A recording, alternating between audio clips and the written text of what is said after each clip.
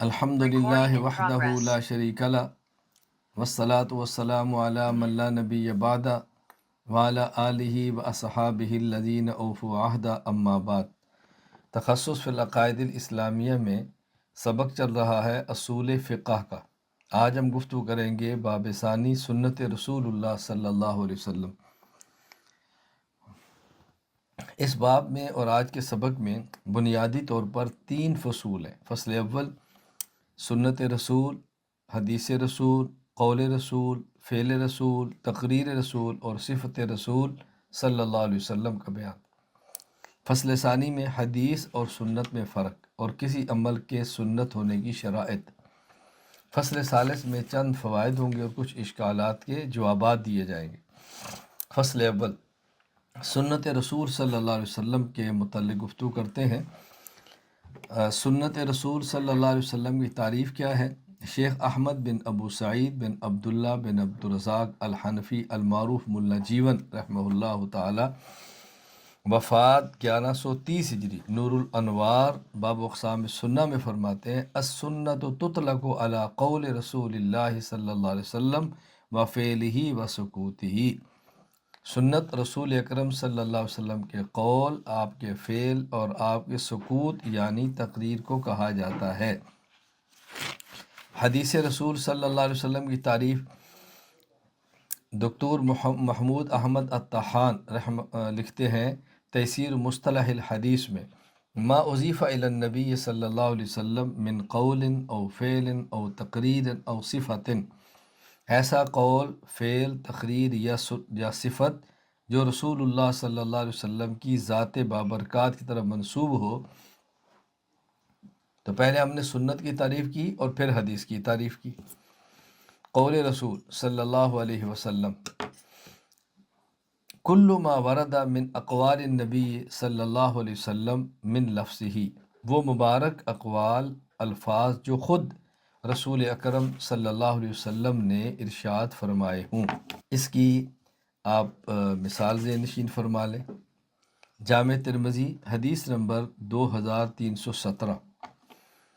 حضرت ابو ہریرہ رضی اللہ تعالیٰ عنہ فرماتے ہیں رسول اکرم صلی اللہ علیہ وسلم نے فرمایا من حسن اسلام المرء ترکہ ما لا یعنی، من حسن اسلام المرء ترکہ ما لا یعنی، ان آدمی کے اسلام کی خوبصورتی میں سے ایک یہ ہے کہ فضول چیزوں کو چھوڑ دینا، جو چیزیں انسان کی ضرورت کی نہیں ہیں ان کو ترک کر دینا، یہ انسان کے اسلام کی خوبی ہونے کی علامت ہے۔ فعل رسول صلی اللہ علیہ وسلم کی تعریف ہوا ما صدر من افعال النبی صلی اللہ علیہ وسلم، وہ افعال مبارکہ جو حضور اکرم صلی اللہ علیہ وسلم سے صادر ہوئے ہوں۔ فعل رسول صلی اللہ علیہ وسلم سے مراد نبی کریم صلی اللہ علیہ وسلم کے شب و روز کے معمولات ہیں۔ عمل اور فعل آپ صلی اللہ علیہ وسلم کا ہوتا ہے، مگر حدیث کے الفاظ راوی اور ناقل کے ہوتے ہیں، اس کو حدیث فعلی بھی کہتے ہیں۔ یعنی جب ہم کہتے ہیں نہیں فعل رسول ہے تو اس کا مطلب کیا ہوتا ہے کہ رسول اکرم صلی اللہ علیہ وسلم مبارک عمل ہوتا ہے، لیکن نقل اس کو راوی کرتا ہے کہ آپ نے یوں فرمایا، آپ نے یوں کیا۔ اس کی مثال سمجھیں۔ امام ابو عیسیٰ محمد بن عیسیٰ بن سورہ الترمذی رحمہ اللہ تعالی، وفات 279 ہجری، سنن ترمذی حدیث نمبر 1757۔ حضرت عبداللہ بن عباس رضی اللہ عنہما فرماتے ہیں کہ رسول اکرم صلی اللہ علیہ وسلم نے فرمایا اکتحلوا بالاسمت، اسمت کا سرما استعمال کیا کرو، فإنہ یجر البصر وینبت الشعر، کیوں؟ اس لیے کہ آنکھوں کی روشنی کو تیز کرتا ہے اور پلکیں زیادہ اگاتا ہے، یہ بہت مفید ہے۔ وزعم ان النبی صلی اللہ علیہ وسلم کانت لہ مکحلۃ یکتحل منہا کل لیلہ ثلاثۃ فی ھذہ وثلاثۃ فی ھذہ، اور ابن عباس رضی اللہ تعالیٰ عنہ یہ بھی فرماتے ہیں کہ رسول اکرم صلی اللہ علیہ وسلم کے پاس ایک سرما دانی ہوتی جس میں آپ سرما ڈالتے اور اس سرمے دانی سے آپ روزانہ رات کو سونے سے قبل یوں سرما لگاتے کہ 3 سرمچو آپ اس طرف ڈالتے دائیں آنکھ میں اور 3 سرمچو بائیں آنکھ میں، 3 سلائی دائیں آنکھ میں اور 3 بائیں آنکھ میں ڈالتے تھے۔ تقریر رسول صلی اللہ علیہ وسلم ہوا ما اقر النبی صلی اللہ علیہ وسلم مما صدر عن اصحابہ بسکوت و عدم نکیر، صحابہ کرام رضی اللہ عنہ مجمعین سے صادر ہونے والے کسی قول یا عمل پر رسول اللہ صلی اللہ علیہ وسلم کا سکوت فرمانا یا نکیر کا اظہار نہ کرنا، یہ تقریر کہلاتا ہے۔ مطلب رسول اکرم صلی اللہ علیہ وسلم کی موجودگی میں کسی صحابی نے کوئی کام کیا یا کسی صحابی نے کوئی بات کی، آپ صلی اللہ علیہ وسلم کی خدمت میں کسی فرد یا کسی جماعت کا کوئی عمل یا قول نقل کیا اور آپ صلی اللہ علیہ وسلم اس کی تردید نہ فرمائی ہو، انکار نہ فرمایا ہو، آپ نے تصدیق فرما دی ہو یا آپ خاموش رہے ہوں، دونوں کو حدیث تقریری کہا جاتا ہے۔ اس کی مثال سمجھیں۔ صحیح بخاری حدیث نمبر 4119، امام ابو عبداللہ محمد بن اسماعیل بخاری رحمہ اللہ، وفات 256 ہجری۔ حضرت عبداللہ بن عمر رضی اللہ تعالیٰ عنہ فرماتے ہیں رسول اللہ صلی اللہ علیہ وسلم نے یوم الاحزاب جنگ خندق میں فرمایا، لا یصلین احد العصر الا فی بنی قریظہ، کہ تم میں سے کوئی شخص بھی بنو قریظہ کے محلے سے پہلے عصر کی نماز نہ پڑھے، یعنی تم نماز بنو قریظہ کے محلے میں جا کے پڑھو۔ فادرک بعضهم العصر فی الطریق، اب وہ جا رہے تھے تو بعض کو تھوڑی تاخیر ہو گئی اور راستے میں عصر کی نماز کا وقت ہو گیا۔ اب اگر وہ نہیں پڑھتے تو نماز کے قضا ہونے کا خدشہ ہے۔ تو فقال بعضهم لا نصلی حتی ناتیہ، بعض نے کہا ہم تو عصر نہیں پڑھیں گے، ہم تو بنو قریظہ کے محلے میں جا کر پڑھیں گے۔ کیوں؟ رسول اللہ صلی اللہ علیہ وسلم نے فرمایا کہ وہاں پڑھو، تو ہم وہیں جا کر پڑھیں گے۔ وقال بعضهم بل نصلی، اور بعض نے کہا ہم تو پڑھیں گے۔ رسول اکرم صلی اللہ علیہ وسلم کے فرمانے کا مقصد یہ تھا کہ جلدی چلو، ہمیں تاخیر ہو گئی ہے تو نماز تو خراب نہ کریں، ہم پڑھ لیتے۔ تو بعضوں نے پڑھ لی اور بعضوں نے مؤخر کی۔ فذکر ذلک للنبی صلی اللہ علیہ وسلم فلم یعنف واحدا منہم، جب اس بات کا تذکرہ رسول اللہ صلی اللہ علیہ وسلم کی خدمت میں کیا گیا تو آپ نے دونوں میں سے کسی ایک جماعت کو بھی پر نکیر نہیں فرمائی، کسی ایک پر بھی آپ نے انکار نہیں فرمایا کہ یہ غلط ہے اور یہ ٹھیک ہے۔ تو دیکھیں نبی پاک صلی اللہ علیہ وسلم کا نکیر نہ فرمانا یہ حدیث تقریری کہلاتا ہے۔ صفت رسول صلی اللہ علیہ وسلم کی تعریف، ہی ما جبلہ اللہ علیہ صلی اللہ علیہ وسلم من الاخلاق الحمیدہ، وہ اخلاق حمیدہ اور اوصاف حسنہ جنہیں اللہ تعالیٰ نے آپ صلی اللہ علیہ وسلم کی فطرت اور طبیعت کا خاصہ بنا کر آپ صلی اللہ علیہ وسلم کو پیدا فرمایا۔ صفت رسول صلی اللہ علیہ وسلم ایسی احادیث مبارکہ کو کہتے ہیں جن میں حضرت رسول اکرم صلی اللہ علیہ وسلم کے اخلاق، کردار، عادات و اطوار، آپ کا حلیہ، اللہ اکبر، آپ کا حسن و جمال، آپ کے محاسن کمالات اور آپ کے فضائل، مناقب اور شمائل اور خصائل کا تذکرہ موجود ہو۔ اس کی مثال سمجھیں۔ سنن ترمذی حدیث نمبر 2811، امام ابو عیسیٰ محمد بن عیسیٰ بن ثورہ الترمذی رحمہ اللہ، وفات 279 ہجری۔ حضرت جابر بن سمرہ رضی اللہ عنہ فرماتے ہیں رأیت رسول اللہ صلی اللہ علیہ وسلم فی لیلۃ اذ حیان، میں نے نبی کریم صلی اللہ علیہ وسلم کو چاندنی رات میں دیکھا، روشن رات میں دیکھا۔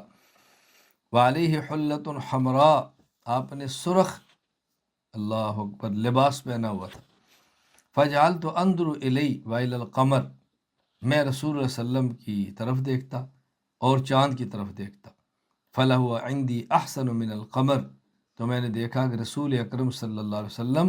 مجھے چاند سے بھی زیادہ حسین لگ رہے ہیں۔ دیکھیں یہ صفت ہے۔ یہاں چند ایک فوائد ذہن نشین فرما لیں۔ فائدہ نمبر 1، سنت کا اطلاق جس طرح سنت رسول صلی اللہ علیہ وسلم پر ہوتا ہے، اسی طرح سنت کا اطلاق اس طریقہ پر بھی ہوتا ہے کہ جو خلفۂ راشدین صحابہ کرام رضی اللہ عنہم اجمعین نے جاری فرمایا ہو، یعنی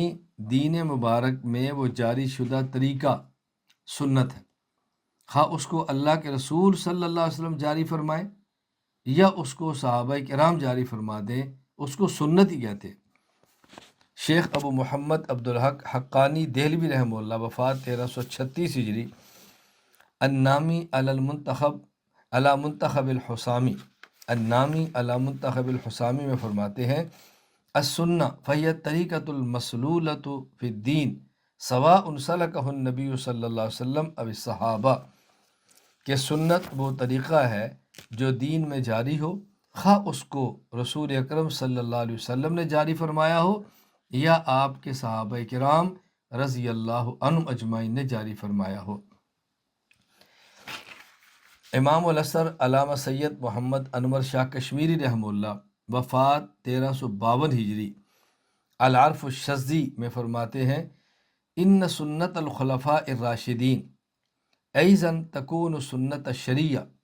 لما فی الاصول ان السنت سنت الخلفاء و سنتہ، خلفاء راشدین کی جو سنت ہے وہ بھی سنت شریعت ہے اصول شریعت کی روشنی میں۔ کیوں؟ اس لیے کہ اصول شریعت میں سنت جس طرح سنت خلفاء، اللہ اکبر، سنت خلفاء اور آپ صلی اللہ علیہ وسلم کی سنت دونوں ہیں، لما فی الاصول ان سنت سنت الخلفاء و سنتہ، یہ اصول میں بات طے شدہ ہے کہ خلفۂ راشدین کی سنت بھی سنت ہے اور رسول اکرم صلی اللہ علیہ وسلم کی سنت کو بھی سنت کہتے ہیں۔ اس کی مثال سمجھیں، شیخ محمد بن صالح بن محمد بن عثیمین رحمہ اللہ، وفات 1421 ہجری،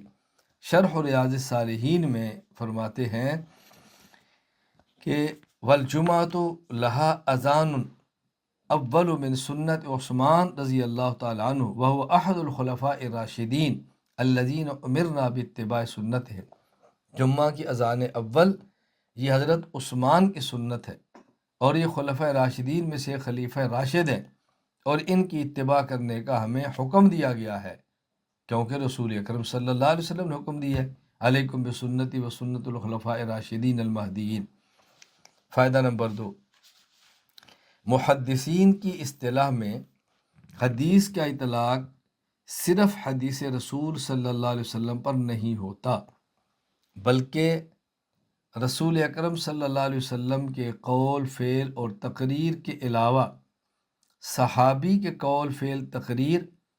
اور تابعی کے قول، فعل، تقریر کو بھی حدیث کہتے ہیں۔ کوئی کام رسول اللہ صلی اللہ علیہ وسلم نے فرمایا ہو، کوئی کام آپ نے خود کیا ہو، کوئی بات فرمائی ہو، کوئی ارشاد فرمایا ہو، کوئی عمل کیا ہو، کسی کی بات کو سن کر یا کسی کے فعل کو دیکھ کر خاموشی اختیار کی ہو، صحابی نے کوئی بات فرمائی ہو، کوئی عمل کیا ہو، کسی کی بات کو سن کر یا فعل کو دیکھ کر خاموشی اختیار کی ہو، تابعی نے کوئی بات فرمائی ہو، کوئی عمل کیا ہو یا کسی کی بات کو سن کر یا فعل کو دیکھ کر خاموشی اختیار کی ہو، تو محدثین کا ان سب کو اصول حدیث کی روشنی میں حدیث کہا جاتا ہے۔ شرح المشکات میں مشہور محدث علامہ شرف الدین حسین بن محمد الطیبی رحمہ اللہ، وفات 743 ہجری، وہ ارشاد فرماتے ہیں الحدیث اعم من ان یکون قول النبی صلی اللہ علیہ وسلم اب صحابی اب تابعی و فعلہم و تقریرہم، کہ حدیث رسول اکرم صلی اللہ علیہ وسلم کے علاوہ صحابی اور تابعی کے قول، فعل اور تقریر کو بھی کہتے ہیں۔ مقدمہ مشکات المصابیح میں شیخ عبدالحق بن سیف الدین بن سعد اللہ البخاری الدہلوی الحنفی رحمہ اللہ، وفات 1052 ہجری، لکھتے ہیں اعلم ان الحدیث فی اصطلاح جمہور المحدثین یطلق علی قول النبی صلی اللہ علیہ وسلم و فعلہ و تقریرہ، یہ بات دے نشین فرما لے کہ جمہور محدثین کے ہاں حدیث رسول اکرم صلی اللہ علیہ وسلم کے قول، فعل اور تقریر کو کہتے ہیں۔ ومعنی تقریر انه فعل احد او قال شیئا فی حضرتی صلی اللہ علیہ وسلم ولم ينکرہ ولم ینہہ عن ذلک بل سکت وقرر، تقریر کا معنی ہے کسی نے کوئی کام کیا ہو یا کوئی بات کی ہو رسول اللہ صلی اللہ علیہ وسلم کی موجودگی میں اور آپ نے انکار نہ فرمایا ہو اور اسے منع نہ کیا ہو، خاموشی اختیار کی ہو، یہ تقریر ہے۔ وَكَذَلِكَ يُطْلَقُ عَلَى قَوْلِ الصَّحَابِيِّ وَفِعْلِهِ وَتَقْرِيرِهِ وَعَلَى قَوْلِ التَّابِعِيِّ وَفِعْلِهِ وَتَقْرِيرِهِ، اسی طرح حدیث کا اطلاق صحابی اور تابعی کے قول، فعل اور تقریر پر بھی ہوتا ہے۔ قواعد فی علوم الحدیث میں مولانا ظفر احمد عثمانی نور اللہ مرقدہ، وفات 1394 ہجری، فرماتے ہیں الخبر عند علماء هذا الفن مرادف للحدیث، محدثین کیا خبر اور حدیث ایک ہی چیز کے دو نام ہیں، فیطلقان علی المرفوع وعلی الموقوف والمقطوع، حدیث کا اطلاق جس طرح حدیث مرفوع یعنی رسول اللہ صلی اللہ علیہ وسلم کے قول فعل تقریر پر ہوتا ہے، اسی طرح اس کے اطلاق حدیث موقوف یعنی صحابی کے قول فعل تقریر پر بھی ہوتا ہے، اور اسی طرح حدیث مقطوع یعنی تابعی کے قول فعل تقریر پر بھی ہوتا ہے۔ یہ محدثین کی رائے ہے جو میں نے آپ حضرات کی خدمت میں عرض کی ہے۔ یہاں ایک واضح نشین فرما لیں فائدے کے طور پہ، وہ یہ کہ جب محدثین کے ہاں رسول اکرم صلی اللہ علیہ وسلم کے قول فعل تقریر کے علاوہ صحابی کے قول فعل تقریر اور تابعی کے قول فعل تقریر کو بھی حدیث کہا جاتا ہے، تو اگر کوئی شخص صحابی اور تابعی کے قول فعل تقریر کا انکار کرے گا تو اصول حدیث کی روشنی میں اس کو منکر حدیث کہا جائے گا، خواہ وہ اپنا نام اہل حدیث ہی کیوں نہ رکھ لے۔ حضرت امام اعظم ابو حنیفہ نعمان بن ثابت رحمہ اللہ چونکہ تابعی ہیں، لہٰذا ان کے اصول حدیث کی روشنی میں قول فعل تقریر کا نام حدیث ہوگا، اور ان کی بات کا انکار کرنا اصطلاح حدیث اور محدثین کی تعریف کے مطابق منکر حدیث شمار کیا جائے گا، منکر حدیث ہوگا۔ تو یہ معمولی بات نہیں ہے کہ کوئی شخص ایک امام کی بات کو رد کر دے اور خام خواہ رد کر دے، اس بات کو اچھی طرح ذہن نشین فرما لے۔ فصل ثانی، دوسری فصل میں حدیث اور سنت کے درمیان فرق واضح کیا گیا ہے۔ کسی عمل کے سنت ہونے کی شرائط پر گفتگو کی گئی ہے۔ حدیث اور سنت میں فرق ہے یا حدیث اور سنت میں فرق نہیں؟ بعض محدثین کی رائے ہے کہ حدیث اور سنت میں کوئی فرق نہیں، دونوں مترادف ہیں۔ شیخ مصطفیٰ حسنی رحمہ اللہ وفات 1384 ہجری، السنت و مکانتها فی التشریع الاسلامی الفصل الاول معنی السنت و تعریفها کے اندر فرماتے ہیں وہی فی اصطلاح المحدثین ما اسر عن النبی صلی اللہ علیہ وسلم من قول او فعل او تقریر او صفت خلقیت او خلقیت او سیرت سواء کان قبل البعثۃ او بعدها وہی بہذا ترادف الحدیث عند بعضهم۔ محدثین کی اصطلاح میں سنت سے مراد وہ چیز ہے جو نبی کریم صلی اللہ علیہ وسلم کے اقوال، افعال، تقاریر یا کوئی جسمانی خصوصیت یا کوئی اخلاقی صفت یا کردار کی صورت میں مروی ہو، چاہے یہ چیزیں بعثت سے پہلے کی ہوں یا بعد کی۔ اس لحاظ سے سنت کا مفہوم بعض محدثین کے نزدیک حدیث کے مترادف ہے۔ بعض محدثین کی رائے ہے کہ نہیں، حدیث اور سنت میں فرق ہے۔ مولانا سید سلیمان ندوی رحمہ اللہ تعالی وفات 1373 ہجری، مجلۃ المنار میں فرماتے ہیں الحدیث کل واقعۃ نسبت الی النبی صلی اللہ علیہ وسلم ولو کان فعلها مرۃ واحدہ فی حیات شریفہ ولو رواہ عنہ شخص واحد۔ حدیث ہر وہ واقعہ ہے جو رسول اکرم صلی اللہ علیہ وسلم کی طرف منسوب ہو، اگرچہ آپ نے اس کو ایک مرتبہ اپنی مبارک زندگی میں کیا ہو، اور اگرچہ اس کو روایت کرنے والا ایک شخص ہی کیوں نہ ہو۔ وَأَمَّا السُّنَّةُ فَهِيَ فِي الْحَقِيقَةِ اسْمٌ لِلْعَمَلِ الْمُتَوَاتِرِ عَنِي كَيْفِيَّةَ عَمَلِ الرَّسُولِ صلی اللہ علیہ وسلم المنقولة إلينا بالعمل المتواتر بأن عمله النبي صلی اللہ علیہ وسلم ثم من بعده الصحابہ ومن بعدهم التابعون وهلم جرا۔ اور سنت حقیقت میں عمل نام ہے عمل متواتر کا، اللہ اکبر، یعنی نبی کریم صلی اللہ علیہ وسلم کا طریقہ جو ہمیں تواتر عملی سے ملتا ہے، یعنی اسے نبی صلی اللہ علیہ وسلم نے فرمایا ہو، پھر صحابہ نے عمل کو اپنایا ہو، صحابہ نے اس عمل کو اپنایا ہو، پھر بعد میں تابعین نے بھی یہ کیا ہو، اسی طرح سلسلہ ہم تک چلتا ہوا پہنچے۔ ہماری رائے میں ترجیح دوسری رائے کو ہے کہ حدیث اور سنت میں فرق ہے، حدیث اور سنت میں فرق ہے۔ کسی عمل کہ سنت بننے کی شرائط کیا ہیں، اس کو اچھی طرح ذہن نشین فرما لیں۔ بنیادی طور پر 3 شرائط ہیں۔ نمبر 1، ان یکون فعل النبی صلی اللہ علیہ وسلم ذالک مستمر دائما غیر منسوخ ولا متروک، کہ رسول اکرم صلی اللہ علیہ وسلم کا مبارک عمل وہ مسلسل ہو، دائمی ہو، نہ وہ منسوخ ہوا ہو اور نہ ہی وہ متروک ہو، آپ نے اس کو چھوڑا بھی نہ ہو۔ نمبر 2، ان یکون فعل النبی صلی اللہ علیہ وسلم ذالک علی سبیل العادت لا علی طریق العذر، آپ صلی اللہ علیہ وسلم نے مبارک عمل بطور عادت کے کیا ہو، بطور عذر کے نہ فرمایا ہو، یعنی آپ کی عادت مبارکہ ہو، یہ نہیں کسی عذر کی وجہ سے کیا ہو۔ نمبر 3، اللہ یکون فعل النبی صلی اللہ علیہ وسلم ذالک مختصم بہی صلی اللہ علیہ وسلم، وہ عمل رسول اکرم صلی اللہ علیہ وسلم کی ذات گرامی کے ساتھ مختص نہ ہو، یعنی آپ کی خصوصیت نہ ہو، تو اس کو کہیں گے کہ یہ عمل سنت ہے۔ اب میں تینوں کے مطابق مثال پیش کرتا ہوں۔ پہلی بات ہم نے کیا کی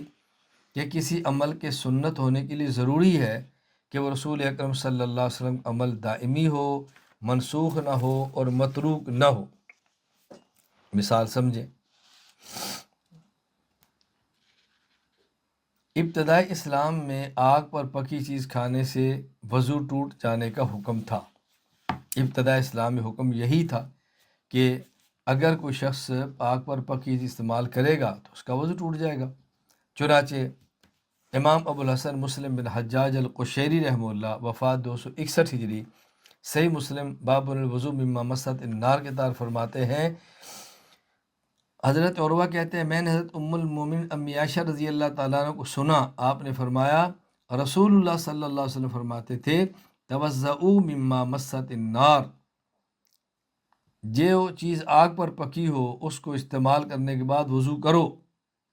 لیکن بعد میں حکم منسوخ ہو گیا، اور یہ حدیث صحیح مسلم میں موجود ہے، باب الوضو مما مست النار کے اندر موجود ہے۔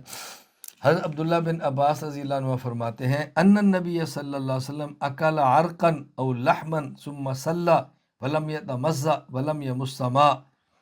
آپ نے گوشت والی ہڈی یا کچھ گوشت کھایا، پھر نماز پڑھی اور آپ نے وضو نہیں کیا، پانی کو چھوا تک نہیں۔ اب وہ پہلا حکم منسوخ ہو گیا، اس کو سنت نہیں کہہ سکتے، اور یہ جو حکم ہے کہ آگ پر پکی چیز استعمال سے وضو نہیں ٹوٹتا، سنت اس کو کہیں گے۔ کیوں؟ آخری حکم یہ ہے۔ چنانچہ امام ابو جعفر احمد بن محمد بن سلامہ طحاوی رحمہ اللہ، وفات 321 ہجری، شرح معانی الآثار باب اکل ما غیرت النار هل یوجب الوضوء ام لا، اس کے تحت فرماتے ہیں جابر بن عبداللہ رضی اللہ تعالی عنہما سے مروی ہے، آپ نے فرمایا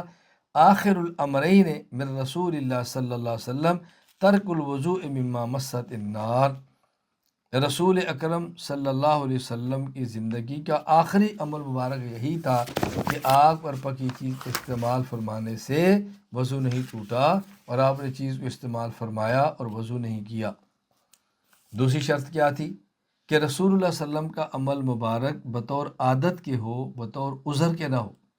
اس کی مثال صحیح بخاری حدیث نمبر 224، حضرت امام محمد بن اسماعیل بخاری رحمہ اللہ، وفات 256 ہجری، وہ حدیث نقل کرتے ہیں تو حذیفہ رضی اللہ تعالیٰ عنہ فرماتے ہیں اتن نبی صلی اللہ علیہ وسلم سباتۃ قوم فبال قائما ثم دعا بماء فجئتوا بماء فتوضأ، رسول اکرم صلی اللہ علیہ وسلم قوم کے کوڑا پھینکنے کی جگہ پر تشریف لائے، آپ صلی اللہ علیہ وسلم نے وہاں کھڑے ہو کر پیشاب فرمایا، پھر پانی منگایا، میں آپ کے پاس پانی لے کر آیا، آپ صلی اللہ علیہ وسلم نے وضو فرمایا۔ اب ایک حدیث یہ ہے جو کہ صحیح بخاری میں، دوسری حدیث اس کے مقابلے میں جامع ترمذی باب النہی قائما حدیث نمبر 12، امام ابو عیسیٰ محمد بن عیسیٰ بن ثورہ الترمذی رحمہ اللہ، وفات 279 ہجری، حضرت ام المومن امی عائشہ رضی اللہ تعالیٰ عنہ فرماتی ہیں کہ من حدثکم ان النبی صلی اللہ علیہ وسلم کان یبول قائما فلا تصدقوہ ما کان یبول الا قائدا، اگر کوئی تمہیں یہ بات بتائے کہ رسول اللہ صلی اللہ علیہ وسلم کھڑے ہو کر پیشاب فرماتے، اس کی بات کی تصدیق نہ کرنا، کیونکہ آپ پیشاب بیٹھ کر فرماتے تھے۔ اب دیکھو صحیح بخاری میں روایت کیا ہے کہ آپ نے پیشاب کھڑے ہو کر فرمایا۔ اور ترمذی میں کیا ہے، امی عائشہ فرماتی ہے اگر کوئی یہ کھڑے ہو کر پیشاب فرماتے تھے اس کی تصدیق نہ کرنا، کیونکہ آپ بیٹھ کر کرتے تھے۔ اب فرق کیا ہے؟ معلوم ہوا کہ آپ کی عادت وہ بیٹھ کر پیشاب کرنے کی ہے، لیکن جو بخاری شریف میں کہ آپ نے کھڑے ہو کر پیشاب فرمایا وہ آپ کی عادت نہیں بلکہ کوئی عذر تھا۔ وہ عذر کیا تھا اس پر محدثین کی آراء ہے۔ مثلا حافظ بدر الدین محمود بن احمد بن موسیٰ العینی رحمہ اللہ، وفات 855 ہجری، شرح سنن ابی داود میں فرماتے ہیں فبال قائما فیہ وجوہ،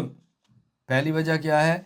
معروی عن الشافعی رحمہ اللہ تعالی ان العرب كانت تستشفی لوجع الصلب بالبول قائما قال فنرى انه كان نبی علیہ السلام وجع الصلب اذ ذاک۔ امام شافعی فرماتے ہیں کہ عرب کا دستور یہ تھا وہ کمر درد کا علاج کھڑے ہو کر پیشاب کرنے سے کرتے تھے۔ رسول اکرم صلی اللہ علیہ وسلم کمر میں تکلیف تھی، آپ نے اس لیے کھڑے ہو کر پیشاب فرمایا کہ یہ اس مرض کا علاج تھا، حضرت امام شافعی کی رائے۔ دوسری وجہ ما رواہ البیہقی بروایت ضعیفہ، حضرت امام باقی نے ایک ضعیف روایت نقل کیا، وہ کیا؟ انہ علیہ السلام بالا قائما لعلت بمأبزہ بل مأبز بحمزۃ ساکن بعد المیم ثم باء موحدہ و باطن الرکبہ، کہ رسول اکرم صلی اللہ علیہ وسلم کے گھٹنے میں ایک درد تھا، اس لیے بیٹھنا مشکل تھا تو آپ نے کھڑے ہو کر پیشاب فرمایا، گویا یہ آپ کا عذر تھا۔ میں اس موقع پر ایک تیسری توجیہ عرض کیا کرتا ہوں کہ رسول اکرم صلی اللہ علیہ وسلم نے کیوں فرمایا؟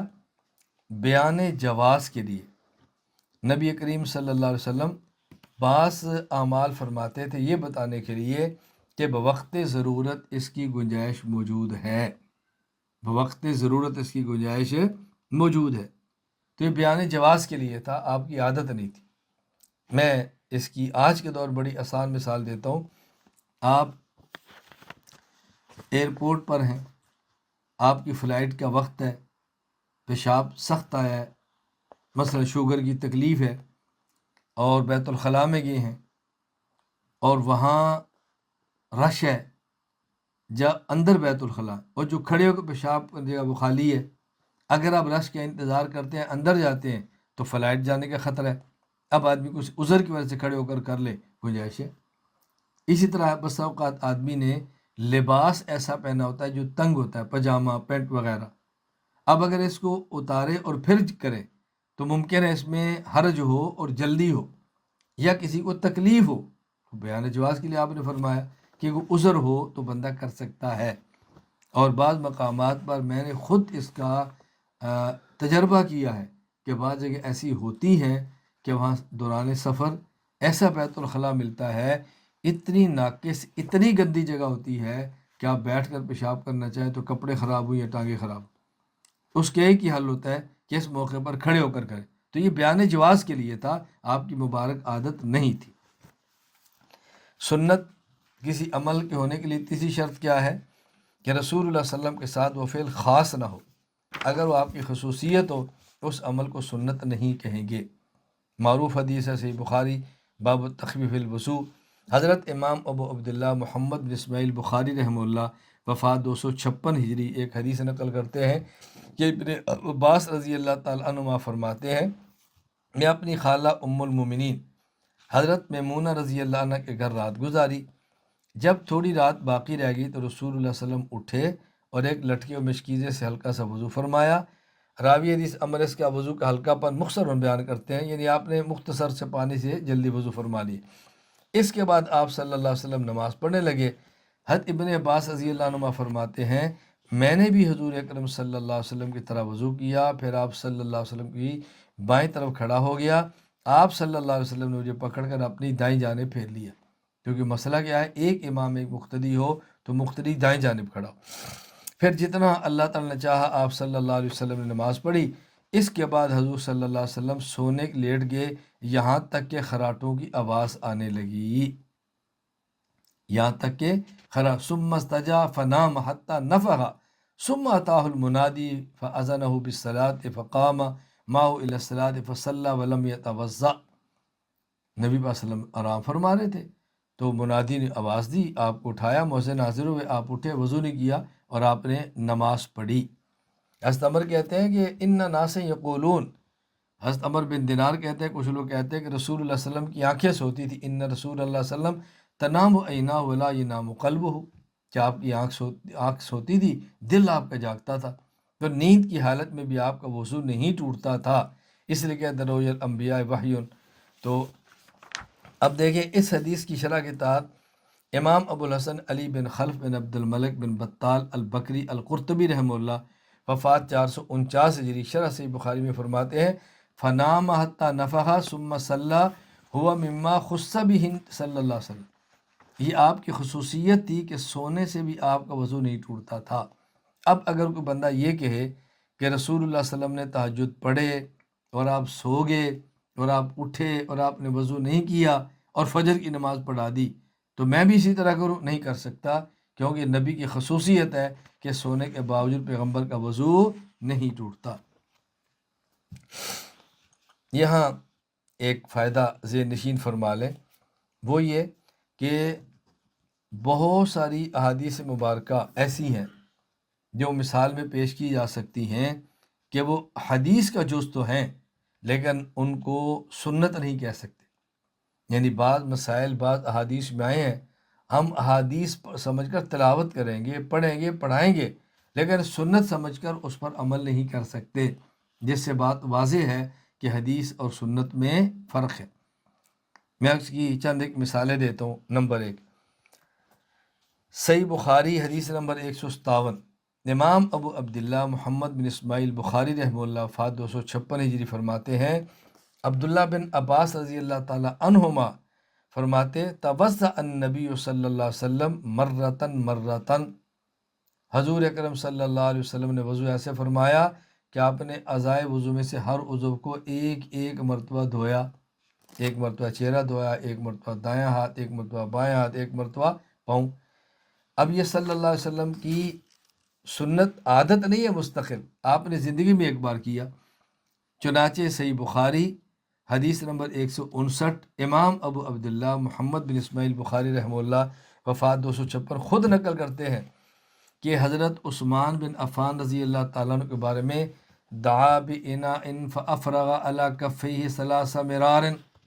حضرت عثمان غنی رضی اللہ پانی کے برتن منگایا اور جب آپ نے وضو کیا تو آپ نے ہتھیلی کے اوپر 3 مرتبہ پانی بہایا، 3 مرتبہ دھویا،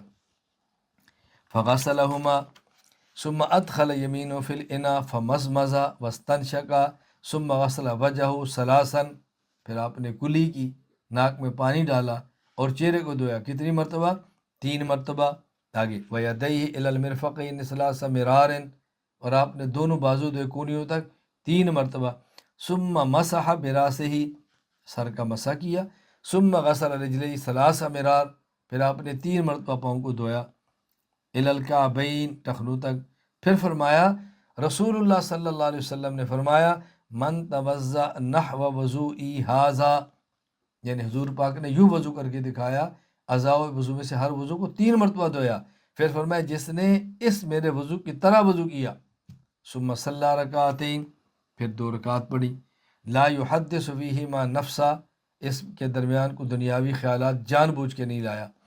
غفر لہ ما تقدم من ذنبی، اس کے پچھلے گناہ معاف ہو جائیں۔ اب دیکھیں اللہ کے نبی فضیلت کس پہ سنا رہے ہیں کہ آپ نے 3 مرتبہ ہر عضو کو دھویا، معلوم ہوا کہ سنت اعضائے عضو میں سے ہر عضو کو 3 مرتبہ دھونا ہے، اور حدیث میں 1 مرتبہ دھونا بھی آیا ہے۔ اب جو حدیث پاک میں 1 مرتبہ آیا ہے ہم اسے کہتے ہیں بیان جواز کے لیے، اگر کوئی مرتبہ بندہ اعضائے وضو میں سے ہر عضو کو 1 مرتبہ دھوئے گا تو وضو اس کا ہو جائے گا۔ اچھا، اسی طرح صحیح بخاری حدیث نمبر 516، امام ابو عبداللہ محمد بن اسماعیل بخاری رحمہ اللہ، وفات 256 ہجری، حدیث نقل کرتے ہیں ابو قتادہ انصاری رضی اللہ تعالیٰ عنہ فرماتے ہیں ان رسول اللہ صلی اللہ علیہ وسلم کان یصلی وهو حامل امامۃ بنت زینب بنت رسول اللہ صلی اللہ علیہ وسلم، کہ نبی پاک صلی اللہ علیہ وسلم نے اس طرح نماز پڑھی کہ آپ نے اپنی بیٹی زینب کی بیٹی امامہ کو اٹھایا ہوا تھا۔ اللہ اکبر۔ اب یہ دیکھیں فائزہ سجدہ وضاحہ، جب آپ سجدہ کرتے تو اپنی نواسی کو زمین پہ رکھ دیتے، وائزہ قام حملہ، اور جب قیام کے لیے کھڑے ہوتے تو بچی کو پھر اٹھا لیتے۔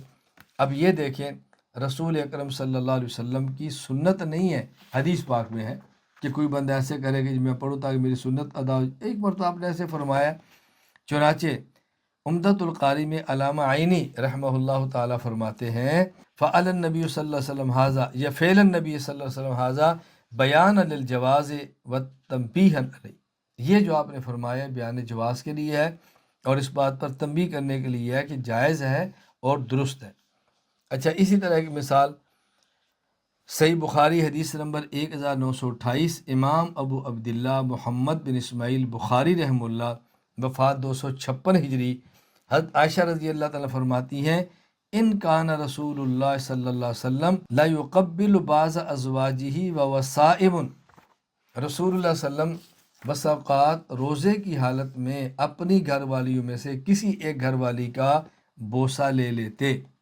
اب یہ آپ کی دائمی سنت نہیں ہے، حدیث کے اندر یہ عمل موجود ہے، تو حدیث میں عمل ہونا اور بات ہے اور کسی کا دائمی سنت ہونا یہ اور بات ہے۔ تو میں نے اس پر حوالے دیے کہ بعض مسائل ایسے حدیث کے اندر آئے ہیں، آپ اس کو سنت نہیں کہہ سکتے، رسول اکرم صلی اللہ علیہ وسلم سے ثابت شدہ عمل کہہ سکتے۔ فصل ثالث، یہاں چند ایک فوائد اور کچھ اشکالات ذہن نشین فرما لیں۔ پہلی بات یہ سمجھیں کہ رسول اکرم صلی اللہ علیہ وسلم نے بسا اوقات ایک عمل کے بارے میں مختلف الفاظ ارشاد فرمائے، تو انسان بسا اوقات یہ سمجھتا ہے شاید احادیث میں کوئی تعارض آ گیا، حالانکہ تعارض نہیں ہوتا۔ میں اس کی 2 مثالیں پیش کرتا ہوں۔ پہلی مثال کہ رسول اکرم صلی اللہ علیہ وسلم کی حدیث المستدرک علی الصحیحین میں امام ابو عبداللہ محمد بن عبداللہ بن محمد حاکم نیشاپوری الشافعی رحمہ اللہ، وفات 405 ہجری، وہ فرماتے ہیں عبداللہ بن عباس رضی اللہ تعالیٰ عنہما فرماتے ہیں رسول اللہ صلی اللہ علیہ وسلم نے خطبہ دیا حجۃ الوداع پر، اور آپ نے فرمایا یا ایھا الناس انی قد ترکت فیکم ما ان اعتصمتم بہ فلن تضلوا ابدا کتاب اللہ و سنت نبی، میں تمہارے اندر وہ چیز چھوڑ کر جا رہا ہوں، تم اس کو تھام کے رکھو گے تو گمراہ نہیں ہوگے۔ نمبر 1 کتاب اللہ، اور نمبر 2 اللہ کے نبی کی سنت۔ اچھا، دوسرے مقام پر ترمذی حدیث نمبر 3786، امام ابو عیسیٰ محمد بن عیسیٰ بن سورہ ترمذی رحمہ اللہ، وفات 279 ہجری، حضرت جابر بن عبداللہ رضی اللہ عنہ فرماتے ہیں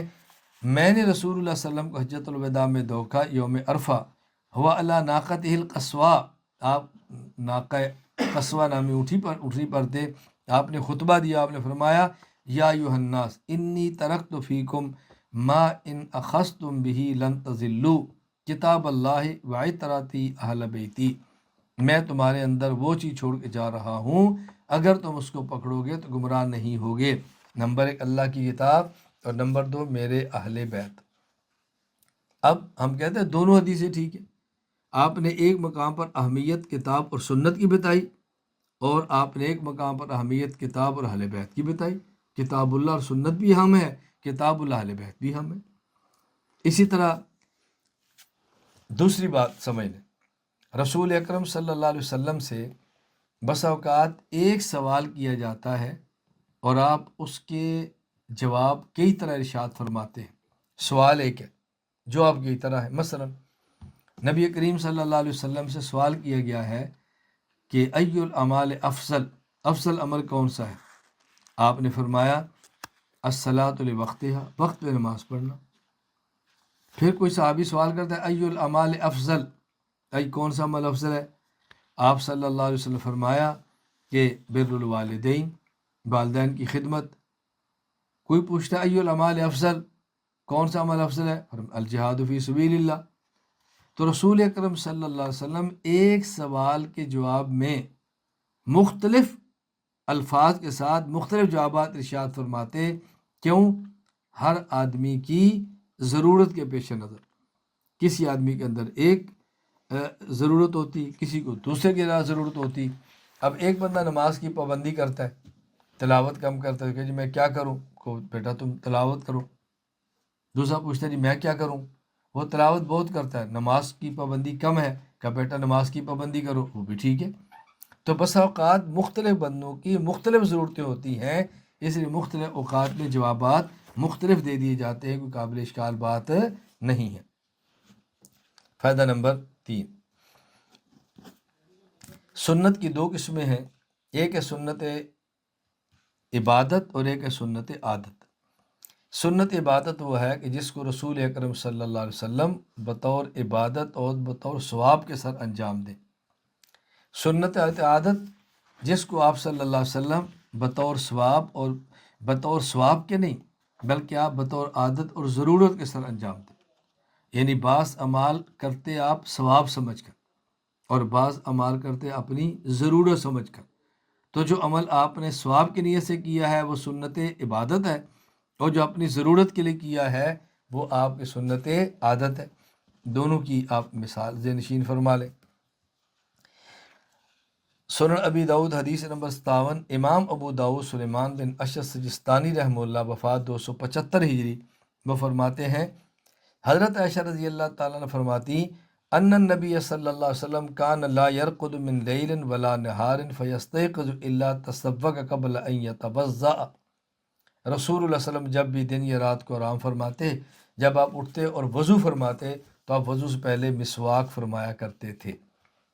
اب یہ جو مسواک وضو سے پہلے کرتے، یہ مسواک ثواب سمجھ کر کی جاتی، اور یہی مسواک آپ ایک اور مقام پہ کرتے ہیں تو آپ کی ضرورت ہے یا آپ کی عادت ہے۔ صحیح مسلم حدیث نمبر 253، امام ابو الحسن مسلم بن حجاج القشیری النشاپوری رحمہ اللہ وفات 261 ہجری فرماتے ہیں حضرت مقدام بن شریح اپنے والد شریح سے نقل کرتے ہیں میں نے حضرت عائشہ رضی اللہ تعالیٰ سے پوچھا بِأَيِّ شَيْءٍ كَانَ يَبْدَأُ النَّبِي صلی اللہ علیہ وسلم اذا دخل بیتا، جب رسول اللہ علیہ وسلم گھر تشریف لاتے تو سب سے پہلے کون سا عمل کرتے؟ آپ نے فرمایا بالسواک، آپ سب سے پہلے مسواک کرتے۔ اب یہ عادت ہے، تو ایک ہی مسواک کا عمل ہے، آپ وضو سے پہلے فرمائیں تو وہ عبادت سمجھ کر ہے، سنت عبادت، اور وہی اگر آپ فرمائیں سونے سے پہلے اور کھانے کے بعد گھر داخل ہو کر بطور عادت کیا، اسے سنت کی عادت کہیں گے۔ یہاں بطور فائدہ ایک بات ذہن نشین فرما لیں کہ ہم رسول اکرم صلی اللہ علیہ وسلم کی کوئی بھی سنت، وہ سنت عبادت ہو یا سنت عادت ہو، اس لیے ادا کرتے ہیں کہ یہ ہمارے پیغمبر کا عمل ہے۔ اس لیے اللہ کی ذات سے امید ہے جس طرح اللہ ہمیں سنت عبادت کے ادا کرنے پر اجر دیں گے، سنت عادت کے ادا کرنے پر بھی اجر دیں گے۔ ہم اپنی آنکھ میں سرما لگائیں کیوں؟ میرے نبی نے لگایا ہے صلی اللہ علیہ وسلم۔ ہم سر میں تیل لگائیں کیوں؟ میرے نبی نے لگایا ہے۔ ہم خوشبو لگائیں کیوں؟ میرے نبی نے لگایا ہے۔ حضور صلی اللہ علیہ وسلم کی عادت تھی۔ اللہ کی ذات سے امید اللہ اس پر بھی بے پناہ اجر عطا فرمائیں گے۔ یہاں ایک اشکال ذہن نشین فرما لیں، کتاب الزہد للبیہقی حدیث نمبر 217، حضرت امام ابو بکر احمد بن حسین بن علی بن موسیٰ البیہقی رحمہ اللہ وفات 458 ہجری کتاب الزہد میں ایک حدیث نقل کرتے ہیں عبداللہ بن عباس رضی اللہ تعالیٰ عنہ نے فرمایا رسول اللہ صلی اللہ علیہ وسلم نے فرمایا من تمسک بسنتی عند فساد امتی فلہ اجر 100 شہید، جو شخص میری سنت کو میری امت کے فساد کے وقت مضبوطی سے تھامے رکھے، اللہ اس کو 100 شہیدوں کا اجر عطا فرمائے گا۔ اشکال اس سے بظاہر معلوم ہوتا ہے میدان جہاد میں لڑتے ہوئے جان دینے والا شہید ایک شہید کا اجر لیتا ہے، اور فساد امت کے وقت ایک سنت کو تھامنے والا 100 شہیدوں کا اجر لیتا ہے، تو بظاہر معلوم ہوتا ہے کہ میدان جنگ میں لڑنے والے شہید سے گھر میں اور اپنے معاشرے میں رہ کر میٹھی سنتیں زندہ کرنے والا شہید سے افضل ہے۔ جواب اچھی طرح سے نشین فرما لیں، ایک ہے اجر اور ایک ہے قدر، ایک ہے مزدوری اور ایک ہے مقام پروٹوکول۔ ایک سنت کے زندہ کرنے سے 100 شہید کی اجرت تو مل جائے گی، لیکن میدان جنگ میں لڑتے ہوئے جو شہید کو ایک مقام ملتا ہے وہ 1000 سنتیں زندہ کرنے سے بھی شاید نہ ملے۔ مقام اور قدر پروٹوکول اور ہے، اجر اجرت اور مزدوری اور ہے۔ جس طرح ایک ملک کا وزیر اعظم، اس کی تنخواہ اور اجر وہ بہت کم ہے، اور اسی ملک کے فیکٹری کا جی ایم، اس کی تنخواہ اور اجرت شاید وزیر اعظم سے زیادہ ہو، لیکن جو پروٹوکول اور مقام ایک وزیر کا ہے، وزیر اعظم کا، وہ 1000 جی ایم کا بھی نہیں۔ تو اجرت اجر ہونا اور بات ہے، اور مقام اور قدر ہونا اور بات ہے۔ قیامت کے دن 70 آدمیوں کی شفاعت اس نے کرنی ہے جس کو شہادت کا مقام اور مرتبہ ملا ہے، یہ اس کا پروٹوکول ہے۔ یہ اس کے لیے نہیں ہے جس نے ایک سنت زندہ کی ہے۔ یہ بات اچھی طرح ذہن نشین فرما لیں، اجر اور قدر اور بات ہے۔ میری تفصیلی گفتگو اس پہ موجود ہے، آپ اس کو سماعت فرما لیں۔ ایک اور اشکال وہ یہ ہے کہ سنت ایک مسئلے پر ایک ہوتی ہے، کئی نہیں ہوتی، یہ بھی سنت ہو، یہ بھی سنت ہو۔ تو یہ کیسے ہے کہ امام اعظم ابو حنیفہ رحمہ اللہ فرماتے ہیں کہ نماز میں رفع الیدین نہ کرنا سنت ہے، ترک رفع الیدین۔ حضرت امام شافعی رحمہ اللہ فرماتے ہیں رفع الیدین کرنا سنت ہے۔ تو یا کرنا سنت ہوگا یا نہ کرنا سنت ہوگا، یا رفع الیدین سنت ہوگا یا ترک رفع الیدین سنت ہوگا۔ یہ دونوں سنت کیسے ہو سکتے ہیں؟ جواب ذہن نشین فرما لیں کہ یہ جو ہم کہتے ہیں کہ ہمارے ہاں ترک رفع الیدین سنت ہے، یہ حضرت امام اعظم ابو حنیفہ کا اجتہاد ہے، اور حضرت امام شافعی رحمہ اللہ جو فرماتے ہیں ان کے رفع الیدین سنت ہے، تو ان کا یہ اجتہاد ہے۔ تو ہم اجتہادی نقطہ نظر سے کہیں گے ہمارے امام کے ہاں ترک رفع الیدین سنت ہے اور رفع الیدین یہ سنت نہیں، اور امام شافعی فرمائیں گے کہ ان کے ہاں ان کے اجتہاد میں رفع الیدین سنت ہے اور ترک رفع الیدین سنت نہیں۔ تو یہ اجتہادات ہیں، اور اجتہادیات کے بارے میں ضابطہ یہ ہے مذہبنا ثواب یحتمل الخطا، ہمارے امام کا اجتہاد درست ہے اور خطا کا احتمال ہے۔ فمذہب غیرنا خطا یحتمل الصواب، اور ہمارے امام کے مقابل دوسرے امام اور مجتہد کا اجتہاد خطا ہے، لیکن اس میں بھی ثواب اور درستی کا احتمال موجود ہے۔ تو یہ بات اچھی طرح ذہن نشین فرما لیں۔ اللہ تعالیٰ مجھے اور آپ سب کو اصول فقہ پڑھنے کی، سمجھنے کی توفیق دے، اور اس کے مطابق فقہ کو سمجھنے کی، پڑھنے کی، امت میں پھیلانے کی، عمل کرنے کی توفیق عطا فرمائے۔ وآخر دعوانا ان الحمد للہ رب العالمین۔